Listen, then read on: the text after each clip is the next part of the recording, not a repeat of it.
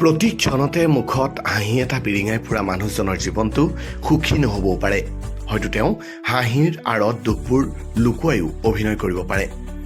এজন মানুহৰ মুখখন চাই তেওঁৰ জীৱনৰ ইতিহাস পঢ়ি চাব নোৱাৰি। সংগত থাকিও মনৰ কথাবোৰ বুজিব নোৱাৰি। জীৱনত যে কেনেধৰণৰ মানুহ পোৱা যায়, নহয়নে? দুৰ্বল বুলি যদিহে আমাক কোনোবাই জানিব পাৰে, সুযোগ লোৱাৰ আশাত সকলোৱে মাথো স্বাৰ্থত ব্যৱহাৰ কৰে। একমাত্ৰ সময় আৰু পৰিস্থিতিয়েহে ভালদৰে বুজাই দিয়ে কোন কিমান আপোন, কোন কিমান পৰ। বিপদত মাতষাৰ দিয়াজন অচিনাকি হ'লেও সেইজন সদায় হৃদয়ত স্থান পায়, আৰু কাষেৰে আঁতৰি যোৱাজন আপোন হ'লেও তেওঁ হৃদয়ৰ পৰা ওলাই যায়।